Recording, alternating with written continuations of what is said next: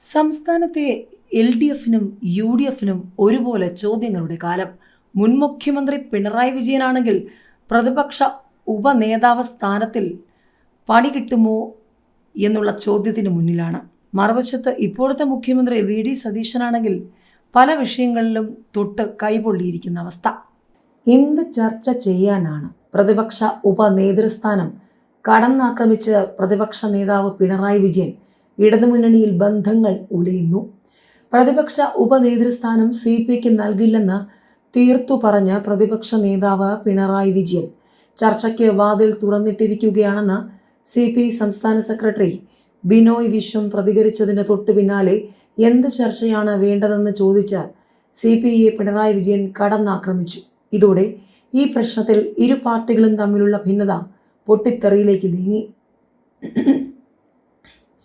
ഉപനേതൃസ്ഥാനം കിട്ടിയേ തീരുവെന്ന് വ്യാഴാഴ്ച വ്യക്തമാക്കിയ CPI ജനറൽ സെക്രട്ടറി D രാജയ്ക്കുള്ള മറുപടി കൂടിയാണ് പിണറായി വിജയൻ നൽകിയത്. ഡൽഹിയിൽ CPI നേതൃയോഗങ്ങൾ നടക്കുമ്പോഴാണ് LDFിലെ അവരുടെ പ്രധാന ആവശ്യം തള്ളുകയും അതിനായുള്ള സമ്മർദ്ദത്തോടുള്ള അമർഷം പിണറായി പ്രകടിപ്പിക്കുകയും ചെയ്തത്. CPMനുണ്ടായ തിരിച്ചടി പ്രയോജനപ്പെടുത്താൻ വേണ്ടി നടത്തുന്ന വില കുറഞ്ഞ നീക്കമാണിതെന്ന പാർട്ടിക്കുള്ളിലെ അമർഷമാണ് പിണറായിയുടെ വാക്കുകളിലൂടെ പുറത്തു വന്നത്. CPI നേതൃയോഗങ്ങളിൽ തന്നെ പ്രതിക്കൂട്ടിലാക്കി തടഞ്ഞ ചർച്ചയും പിണറായിയെ പ്രകോപിപ്പിച്ചിട്ടുണ്ടെന്ന് കരുതുന്നവരുണ്ട്. അതേസമയം ഐക്യത്തിനാണ് താല്പര്യമെന്നും തർക്കത്തിനില്ലെന്നും ഡൽഹിയിൽ പറഞ്ഞ ബിനോയ് വിശ്വം LDF യോഗം വിളിച്ചാൽ പങ്കെടുക്കുമെന്ന് തീരുമാനിച്ചിട്ടുണ്ടെങ്കിലും മറ്റ് ഘടകകക്ഷികളെ കൂട്ടി തങ്ങളുടെ ആവശ്യം തള്ളാമെന്നാണ് കരുതുന്നതെങ്കിൽ അത് അംഗീകരിക്കില്ലെന്ന് വ്യക്തമാക്കിയിട്ടുണ്ട്. എന്ത് വിട്ടുവീഴ്ചയാണ് വേണ്ടത്? ആരാണ് വിട്ടുവീഴ്ച ചെയ്യേണ്ടത്? ഇല്ലാത്തൊരു പ്രശ്നം ചർച്ച ചെയ്യണമെന്ന് പറഞ്ഞാൽ എന്ത് ചർച്ച ചെയ്യാനാണ്? കേരളത്തിൽ ഏതെങ്കിലും കാലത്ത് ഇത്തരമൊരു പ്രശ്നം ഉണ്ടായിട്ടുണ്ടോ? LDF യോഗം ചേരാൻ കഴിയാത്ത പ്രതിസന്ധിയില്ല. യോഗം അതിൻ്റെ വഴിക്ക് ചേരുമെന്ന് പിണറായി വിജയൻ പറഞ്ഞു.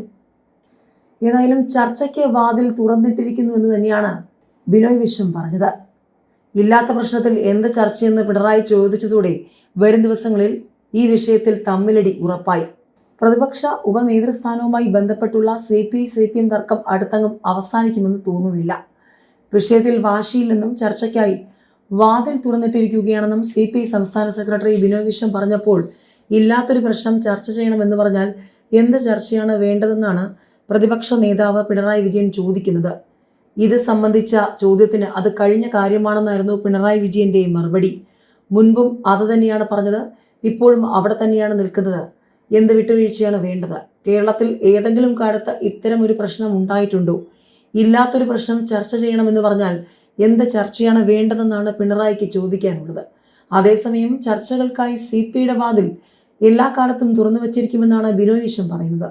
എന്നാൽ വിഷയം സംസാരിച്ച് പരിഹരിക്കുന്നതിന് പകരം മറ്റ് ഘടകകക്ഷികളെ ചേർത്ത് LDFനകത്ത് ഒരു വോട്ടെടുപ്പിലൂടെ പ്രശ്നങ്ങൾ തീർക്കാൻ ശ്രമിക്കുന്നത് ആരോഗ്യപരമല്ലെന്നും ബിനോയ് വിശ്വം പറഞ്ഞു. LDFനകത്ത് ആളെ പിടിച്ച് വോട്ട് ചെയ്ത് ജയിപ്പിക്കാൻ നോക്കുന്നത് LDF രീതിയല്ല. LDFിൽ CPI ഒറ്റപ്പെട്ടിട്ടില്ലെന്നും ബിനോയ് വിശ്വം പറഞ്ഞു. CPI-CPM ബന്ധം ഏറ്റവും ഊഷ്മളമാക്കാനാണ് എന്നും CPI ശ്രമിക്കുന്നത്. അതുകൊണ്ട് തന്നെ തർക്കമോ വലിയ സംഘർഷമോ ഉണ്ടാക്കാൻ പാർട്ടിക്ക് താല്പര്യമില്ല. പക്ഷെ കൃത്യമായ നിലപാടുണ്ടെന്നും ബിനോയ് വിശ്വം പറഞ്ഞു. VD സതീശന്റെ 10,000 കോടിയുടെ കപ്പൽ നിർമ്മാണശാല ഇടത് സർക്കാരിന്റെ കാലത്ത് പ്രഖ്യാപിച്ച 300 കോടിയുടെ പദ്ധതി ഒപ്പിട്ടത് ആർട്സ് ആൻഡ് എഞ്ചിനീയറിംഗ്. ടാറ്റ ഗ്രൂപ്പിന്റെ കപ്പൽ നിർമ്മാണ പദ്ധതി എന്ന് സംസ്ഥാന സർക്കാർ വിശേഷിപ്പിക്കുന്നത് കഴിഞ്ഞ ഇടത് സർക്കാരിന്റെ ഇൻവെസ്റ്റ് കേരളയിൽ പ്രഖ്യാപിച്ച നിക്ഷേപം. ടാറ്റയുടെ സബ്സിഡിയറി കമ്പനിയായ ആർട്സ് ആൻഡ് എഞ്ചിനീയറിംഗ് കൊച്ചിയിൽ ചെറുകപ്പലുകളുടെ നിർമ്മാണ അറ്റകുറ്റപ്പണികൾക്കായുള്ള യൂണിറ്റ് തുടങ്ങാൻ ഇൻവെസ്റ്റ് കേരളയിൽ താൽപ്പര്യപത്രം ഒപ്പിട്ടിരുന്നു. സംസ്ഥാന പൊതുമേഖലാ സ്ഥാപനമായ മലബാർ സിമന്റ്സുമായി ചേർന്ന് പദ്ധതി നടപ്പാക്കാനുള്ള ധാരണാപത്രത്തിൽ ഈ വർഷം ഫെബ്രുവരി 12-നും ആർട്സ് ആൻഡ് ഗ്രൂപ്പ് ഒപ്പിട്ടു. കൊച്ചി വെല്ലിംഗ്ടൺ ഐലൻഡിലാണ് പദ്ധതി വരുന്നത്. ബ്ലൂംബർഗ് അഭിമുഖത്തിൽ ടാറ്റയുടെ 10,000 കോടി രൂപയുടെ കപ്പൽ നിർമ്മാണ പദ്ധതി എന്ന് മുഖ്യമന്ത്രി പറഞ്ഞത് മിഷൻ സമുദ്രയുടെ ആകെ പ്രതീക്ഷിക്കുന്ന നിക്ഷേപ സാധ്യതയെന്നാണ് സർക്കാർ വിശദീകരണം. ഇതിന്റെ ഭാഗമായാണ് ടാറ്റയുടെ ഭാഗമായ സബ്സിഡിയറി കമ്പനിയുടെ നിക്ഷേപ പദ്ധതിക്ക് സൗകര്യമൊരുക്കിയതെന്നും സർക്കാർ വിശദീകരിക്കുന്നു. എന്നാൽ കഴിഞ്ഞ ഇടത് സർക്കാരിന്റെ കാലത്തെ ധാരണയായതാണ് ഈ പദ്ധതി. 2025 ഇൻവെസ്റ്റ് കേരള നിക്ഷേപ സംഗമത്തിൽ ആർട്സ് ആൻഡ് എഞ്ചിനീയറിംഗ് ഈ പദ്ധതിയുടെ താൽപ്പര്യപത്രം ഒപ്പിട്ടിരുന്നു.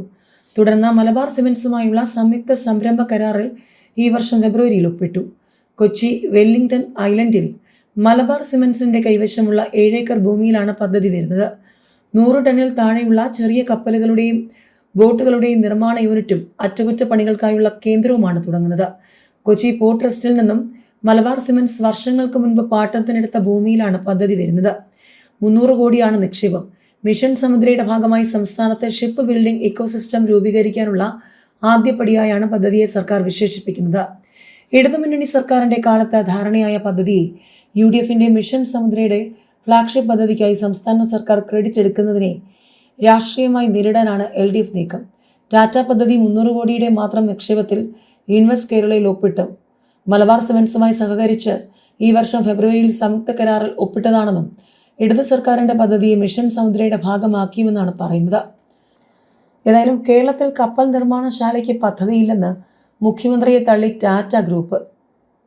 അത്തരമൊരു ചർച്ച നടന്നിട്ടില്ലെന്നും 10,000 കോടിയുടെ നിക്ഷേപത്തിന് പദ്ധതിയില്ലെന്നും സർക്കാരിനോട് താൽപ്പര്യം അറിയിച്ചിട്ടില്ലെന്നും ടാറ്റ ഗ്രൂപ്പ് പറഞ്ഞതായി ഇക്കണോമിക് ടൈംസ് റിപ്പോർട്ട് ചെയ്യുന്നു. അതേസമയം പദ്ധതിയെക്കുറിച്ചുള്ള പ്രാരംഭ ചർച്ചകൾ നടന്നെന്ന നിലപാടിൽ ഉറച്ചു നിൽക്കുകയാണ് മുഖ്യമന്ത്രിയുടെ ഓഫീസ്. മുഖ്യമന്ത്രിയുടെ സ്വപ്ന പദ്ധതിയായ മിഷൻ സമുദ്രയുടെ ഭാഗമായി നടന്ന മാരിടൈം കോൺക്ലേവിലായിരുന്നു വമ്പൻ വികസന പദ്ധതിയുടെ ആദ്യ പ്രഖ്യാപനം. പക്ഷെ മുഖ്യമന്ത്രിയുടെ പ്രഖ്യാപനം കേട്ട് അത്ഭുതം തോന്നിയെന്ന മട്ടിലാണ് ടാറ്റ ഗ്രൂപ്പിന്റെ പ്രതികരണം വരുന്നത്. ഇത്തരമൊരു ചർച്ചയും നടന്നിട്ടില്ല. കപ്പൽ നിർമ്മാണശാല എന്ന പദ്ധതി ടാറ്റ ഗ്രൂപ്പിനില്ല.